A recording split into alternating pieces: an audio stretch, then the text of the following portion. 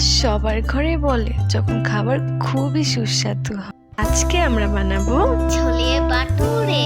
পেঁয়াজ বাটা, হলুদের গুঁড়ো, মরিচের গুঁড়ো, লবণ আর ধনিয়া গুঁড়ো জল দিয়ে মিক্স করব। এই তেলের মধ্যে এখন এলাচ, তেজপাতা, গরম মশলা দিয়ে এতে মিশিয়ে রাখা মশলাগুলো দিয়ে দিব।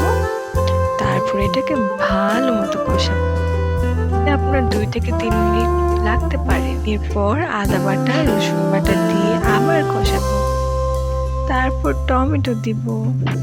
2 মিনিট কষানোর পর তারপর এতে ছোলার ডাল বা চানা ডাল যেটাই বলুন এটা দিয়ে দিব।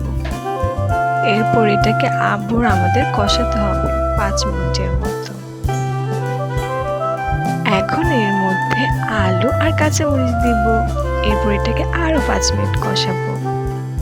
এখন এর মধ্যে আমাদের চায়ের লিকার দিতে হবে। এর জন্য কি করছি, গরম জলে চা দিয়ে দিলাম, হয়ে আসছে কালার। এটাকে ছেঁকে তারপর এর মধ্যে দিয়ে দিচ্ছি।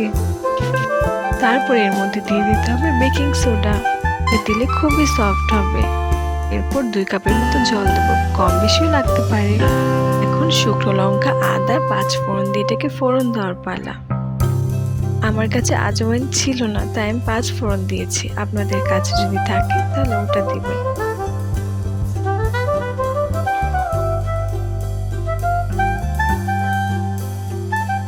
এইখানে তো 1 ঘন্টা পর হয়ে গেছে আমার ডাল। এখন আমি এটাকে সার্ভ করব।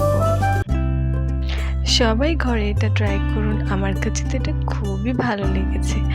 আর এখানকার মতো এই খাবারটা নিয়ে একটু মারামারি শুরু করে দিন ভাই বোন, কিন্তু হ্যাঁ, এটা যেন খুব বেশি না হয়।